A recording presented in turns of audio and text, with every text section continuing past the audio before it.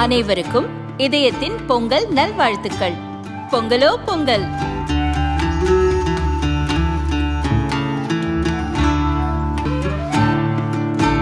அனைவருக்கும் இதயம் மந்த்ராவின் பொங்கல் தின நல்வாழ்த்துக்கள். பொங்கலோ பொங்கல். டிசம்பர் 31 முதல் ஜனவரி 4 வரை ஸ்மார்ட் மொபைல் வாங்கும் அனைவருக்கும் இலவசம். வணக்கம். செய்திச் சுருக்கம். இந்தியா வந்த ஜப்பான் அமைச்சர் ஜெய்சங்கர் கொடுத்த சூப்பர் பரிசு. ஜப்பான் வெளியுறவு அமைச்சர் டோஷிமிட்சு மோட்டேகி 3 நாள் அரசுமுறை பயணமாக இந்தியா வந்துள்ளார். டெல்லி ஏர்போர்ட்டில் அவருக்கு உற்சாக வரவேற்பு அளிக்கப்பட்டது. நம் வெளியுறவுத்துறை அமைச்சர் ஜெய்சங்கரை டோஷிமிட்சு மோட்டேகி சந்தித்தார். இரு நாடுகளுக்கிடையே உறவை வலுப்படுத்துவது குறித்து இரு நாட்டு தலைவர்களும் பேச்சுவார்த்தை நடத்தினர். அப்போது கிரிக்கெட் மீதான இருவரின் ஆர்வத்தை பகிர்ந்ததுடன் கிரிக்கெட் பேட் மற்றும் ஜெர்சியை பரிமாறிக்கொண்டனர். இது தொடர்பான போட்டோவை சோசியல் மீடியாவில் வெளியிட்ட ஜெய்சங்கர் தனது மகிழ்ச்சியை வெளிப்படுத்தினார். பேச்சுவார்த்தையின் போது விளையாட்டு மீதான தங்களது ஆர்வத்தை பகிர்ந்து கொண்டதுடன் இந்திய கிரிக்கெட் அணியால் கையெழுத்திட்ட ஒரு பேட்டை மோட்டேகுக்கு பரிசாக அளித்தேன். அதற்கு கைமாறாக அவரிடமிருந்து ஜெர்சியை பெற்றதில் பெருமைப்படுகிறேன் என்று ஜெய்சங்கர் தெரிவித்தார்.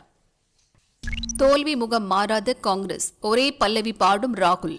தேர்தல் கமிஷன் மீது மீண்டும் குற்றச்சாட்டு.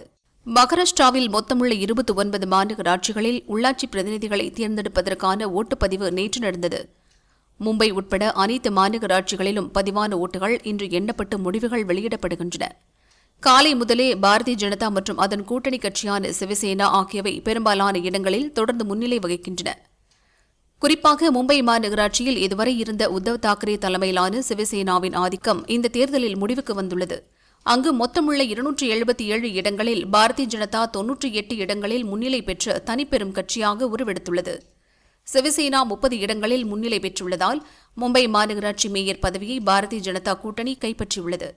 கடந்த 30 ஆண்டுகளாக தாக்கரே குடும்பத்தின் ஆதிக்கத்தில் இருந்த மும்பை மாநகராட்சி இம்முறை அவர்களின் கையிலிருந்து விடுபட்டுள்ளது. உத்தவ் தலைமையிலான சிவசேனா 60 இடங்களில் முன்னிலை வகிக்கிறது. அதே சமயம் இந்த தேர்தலில் வெறும் 7 இடங்களில் மட்டும் முன்னிலை வகிக்கும் காங்கிரஸ் மிகப்பெரிய பின்னடைவை சந்தித்துள்ளது. மும்பை மட்டுமின்றி புனே, பிம்ப்ரி, கோலாப்பூர், சோலாப்பூர், நாக்பூர் என பெரும்பாலான மாநகராட்சிகளில் பாரதிய ஜனதா மற்றும் அதன் கூட்டணி கட்சிகள் அமோக வெற்றி பெற்றுள்ளன. மாநில அரசில் பாரதிய ஜனதாவுடன் கூட்டணி வைத்து துணை முதல்வராக உள்ள அஜித் பவார் புனே, பிம்ப்ரி மாநகராட்சிகளில் சரத் பவாரின் தேசியவாத காங்கிரசுடன் கூட்டணி வைத்து தேர்தலை சந்தித்தார். உறவினர்களான இருவரும் மாநில அரசியலில் எதிரெதிர் துருவங்களில் இருந்தபோதும் தங்களுக்கு செல்வாக்கு மிகுந்த பகுதியாக உள்ள தொகுதிகளில் பகைமை மறந்து கூட்டணி அமைத்து தேர்தலை சந்தித்தனர். ஆனால் சரத் பவார் அஜித் பவாரின் கோட்டையாக கருதப்பட்ட புனே, பிம்ப்ரியிலும் பாரதிய ஜனதா மாபெரும் வெற்றி பெற்றுள்ளது. அங்கும் அதிகப்படியான இடங்களில் முன்னிலை பெற்று பாரதிய ஜனதா தனிப்பெரும் கட்சியாக உருவெடுத்துள்ளது. சோலாப்பூர், கோலாப்பூர், நாக்பூர் என முக்கிய மாநகராட்சிகளில் காங்கிரஸ் சொற்ப எண்ணிக்கையில் மட்டுமே முன்னிலை வகிக்கிறது. இதன் மூலம் குஜராத்தை போல் மகாராஷ்டிராவும் பாரதிய ஜனதாவின் கோட்டையாக மாறியுள்ளது. இந்த நிலையில் காங்கிரசின் தோல்விக்கு வழக்கம் போல் தேர்தல் கமிஷனை குறை கூறியுள்ளார் ராகுல். உள்ளாட்சி தேர்தல் முறைப்படி நடத்தப்படவில்லை, போதிய ஏற்பாடுகள் செய்யப்படவில்லை. தேர்தலில் ஓட்டளிக்கும் வாக்காளர்களின் கைவிரலில் பூசப்படும் மை எளிதில் அழியும் வகையில் இருந்தது. இதன் மூலம் பாரதிய ஜனதா மற்றும் அதன் கூட்டணி கட்சிகள் முறைகேட்டில் ஈடுபட்டனர். இந்த முறையும் தேர்தல் கமிஷன் ஆளுங்கட்சிக்கு ஆதரவாக செயல்பட்டுள்ளது. விரல் மை அழியும் வகையில் முறைகேடு செய்வதும் ஒரு வகை ஓட்டு திருட்டுதான் என ராகுல் குற்றம் சாட்டியுள்ளார். சமீபத்தில் ராகுல் தலைமையில் காங்கிரஸ் சந்தித்த அனைத்து தேர்தல்களிலும் காங்கிரஸ் மிகப்பெரிய தோல்வியை சந்தித்து வந்துள்ளது. இந்நிலையில் அனைத்து தேர்தல் முடிவுகளின் போதும் தேர்தல் கமிஷன் செயல்பாட்டை குறை கூறினார். லோக்சபா, சட்டசபை தேர்தல்களில் ஓட்டு திருட்டு நடந்ததாக கூறினார். இந்நிலையில் மகாராஷ்டிரா உள்ளாட்சி தேர்தலில் காங்கிரசின் தோல்விக்கும் தேர்தல் கமிஷனே காரணம் என மீண்டும் அதே குற்றச்சாட்டை முன்வைத்துள்ளார். ராகுலின் குற்றச்சாட்டை மாநில தேர்தல் கமிஷன் முற்றிலும் மறுத்துள்ளது. இம்முறை செயல்படுத்திய நடைமுறைதான் பல தேர்தல்களிலும் நடைமுறைப்படுத்தப்பட்டு வந்துள்ளது. ராகுலின் குற்றச்சாட்டு அர்த்தமற்றது என தேர்தல் கமிஷன் அதிகாரிகள் கூறினர். மாடுகளை குளிப்பாட்டி பூஜை செய்த ஹெச் ராஜா. பண்ணை வீட்டில் மாட்டுப் பொங்கல்.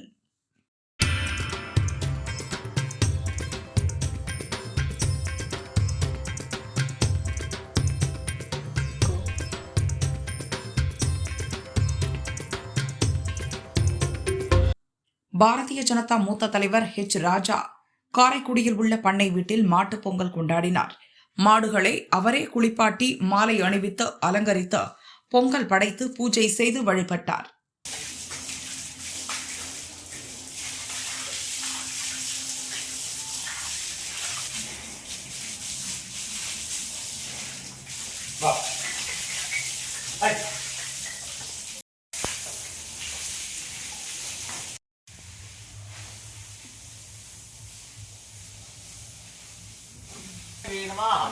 हिरण्मय्ये नमः लक्ष्मी नमः नित्यपुष्टायै नमः विभावर्यै नमः आदित्यै नमः दीप्त्यै नमः दीप्तायै नमः वसुधायै नमः वसुधारिण्यै नमः पुष्टये नमः अनगायै नमः हरिवल्लभायै नमः ரைட் என்னடா இது நல்ல கொண்டு போங்க சொல்லுங்க நான் கொண்டு வரேன்.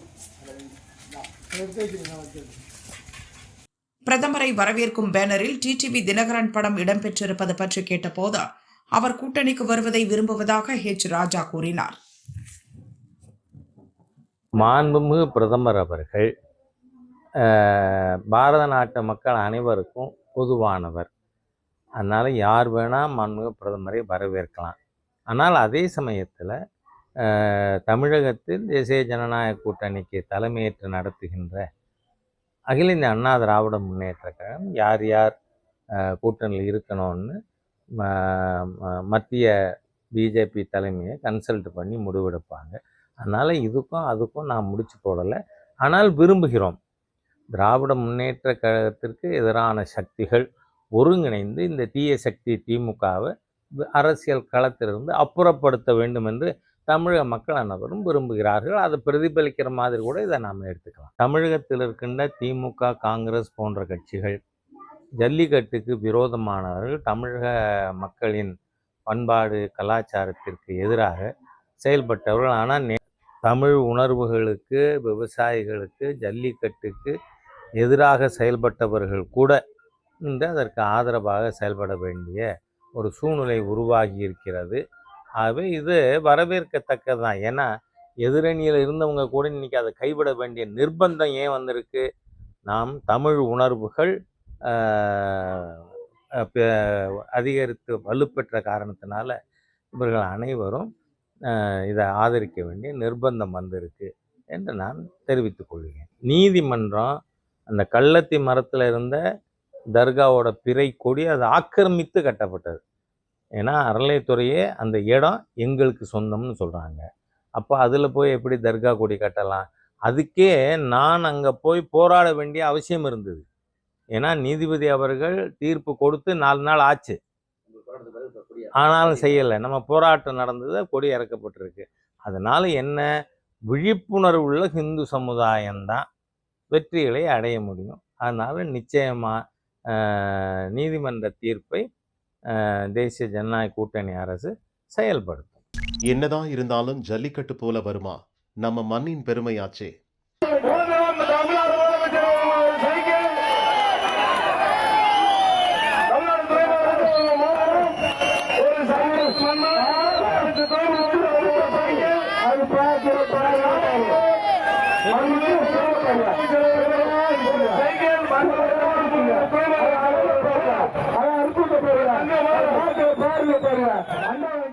மதுரை பாலமேட்டில் ஜல்லிக்கட்டு போட்டி விறுவிறுப்பாக நடைபெறுகிறது. போட்டியை காண காலையிலேயே நடிகர் சூரி வந்தார். அதன் பின் போட்டிகளை துவக்கி வைக்க துணை முதல்வர் உதயநிதி வந்தார். அவரை சூரி கட்டியணைத்து வரவேற்றார். அவருக்கு காளை சிலையை நினைவு பரிசாக வழங்கினார்.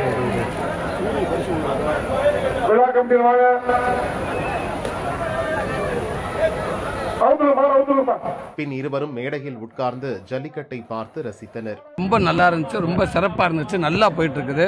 வீரர்களும் ரொம்ப சிறப்பாக நல்லா எனர்ஜியாக மாடு பிடிச்சிட்டு இருக்காங்க. காளைகள் நல்லா எனர்ஜியாக துள்ளி குதிச்சு ஓடிக்கிட்டு இருக்குது. ரொம்ப நல்லா போயிட்டு இருக்குது. விளையாட்டை பற்றி என்ன நினைக்கிறப்பா? ஜல்லிக்கட்டு பற்றி என்ன நினைக்கிறேன்?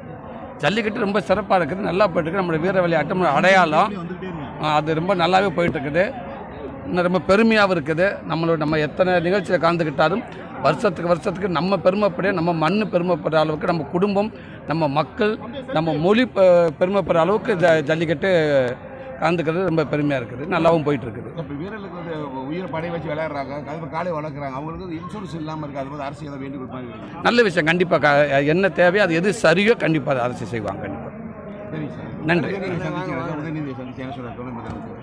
ரொம்ப ஒரு நண்பர்களாக எனக்கு ஒரு சக நடிகராக அவருக்கு எனக்கு ரொம்ப எப்போவுமே என் மேலே நல்ல மரியாதை வச்சுருக்காரு. அவர் மேலே நான் கூடுதலாக இன்னும் நல்ல மரியாதை வச்சுருக்கேன். ஸோ அவர் இருக்கின்றதில் நானும் கந்துகளை பெருமைப்பாரு. ஜல்லிக்கட்டை நேரில் பார்த்த நடிகர் ஜீவாவுக்கு வந்த ஆசை.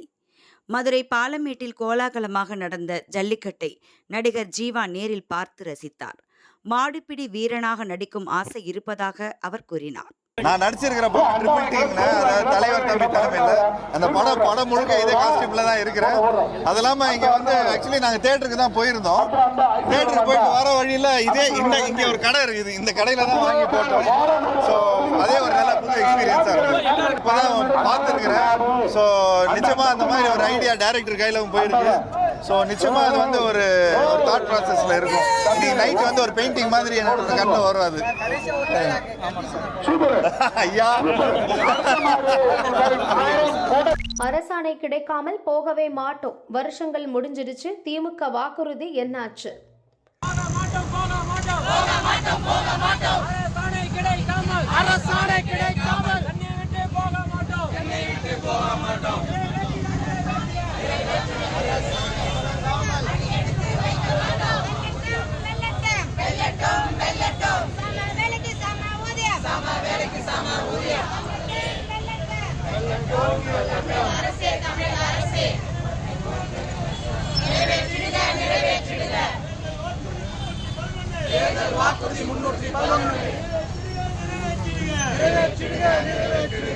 சம வேலைக்கு சம ஊதியம் தருவதாக தேர்தல் வாக்குறுதி அளித்த திமுக அதை நிறைவேற்ற வலியுறுத்தி இடைநிலை ஆசிரியர்கள் தொடர் போராட்டத்தில் ஈடுபட்டுள்ளனர். மாட்டுப்பொங்கல் தினமான இன்று 22வது நாளாக போராட்டத்தை தொடர்ந்தனர். பதாகைகள், பேனர்களை ஏந்தியபடி சென்னை கலெக்டர் அலுவலகம் முன்பு கோரிக்கையை நிறைவேற்ற வலியுறுத்தி முழக்கமிட்டனர்.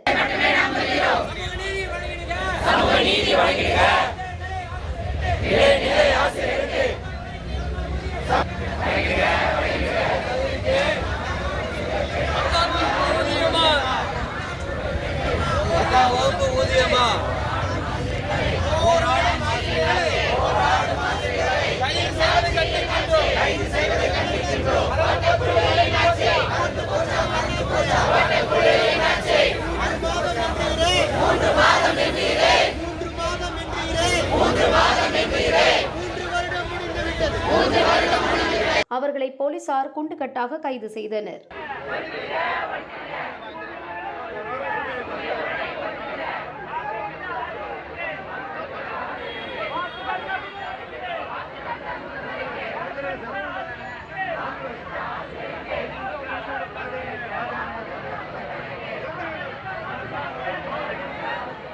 வேலூர் சிஎம்சியில் அமலாக்க ரெய்டு. 4 நாட்களுக்கு முன்பே தப்பிய டாக்டர். வேலூர் சிஎம்சி ஹாஸ்பிட்டலுக்கு சொந்தமான இடங்களில் அமலாக்கத்துறை அதிகாரிகள் சோதனை நடத்தினர். ஹாஸ்பிட்டல் வளாகத்தில் உள்ள மருத்துவர்கள் விடுதி மற்றும் நிர்வாக அலுவலகங்களில் இந்த ஆய்வு நடந்தது. குறிப்பாக கேரளாவைச் சேர்ந்த டாக்டர் பிஜிஎன் என்பவரது அறையில் சோதனை நடத்தப்பட்டது. சட்டவிரோத பண பரிமாற்றம், மருந்துகள் மற்றும் மருத்துவ உபகரணங்கள் கொள்முதலில் நடந்த குளறுபடிகள் தொடர்பாக பிஜிஎன் மீது குற்றச்சாட்டு எழுந்துள்ளது. சிஎம்சி மருத்துவமனைக்கு வெளிநாடுகளிலிருந்து அதிகப்படியான நன்கொடைகள் வருகின்றன. வெளிநாட்டிலிருந்து பெறப்பட்ட நிதிகள் முறையான வரி ஏய்ப்பு செய்யப்பட்டு மாற்றப்பட்டதா அல்லது வேறு ஏதேனும் சட்டவிரோத பண பரிமாற்றங்களுக்கு பயன்படுத்தப்பட்டதா என்பது குறித்தும் அமலாக்கத்துறை விசாரித்து வருகிறது. கடந்த சில காலங்களாகவே மருத்துவமனையின் நிதி மேலாண்மை தொடர்பாக பல்வேறு தரப்பிலிருந்து மத்திய புலனாய்வு அமைப்புகளுக்கு தகவல்கள் சென்றதாக கூறப்படுகிறது. அதன் அடிப்படையிலேயே இந்த தேடுதல் நடவடிக்கை மேற்கொள்ளப்பட்டுள்ளது. குற்றம் சாட்டப்பட்ட டாக்டர் பிஜிஎன் 4 நாட்களுக்கு முன்னதாகவே தப்பிச் சென்றதாக கூறப்படுகிறது. ரெய்டு குறித்து சிஎம்சி ஹாஸ்பிட்டல் நிர்வாக தரப்பிலிருந்து அதிகாரப்பூர்வ விளக்கம் எதுவும் அளிக்கப்படவில்லை. சோதனையின் முடிவில் கைப்பற்றப்பட்ட ஆவணங்கள் மற்றும் கண்டறியப்பட்ட நிதி முறைகேடுகள் குறித்த முழு விவரங்கள் வெளியாகும் என எதிர்பார்க்கப்படுகிறது.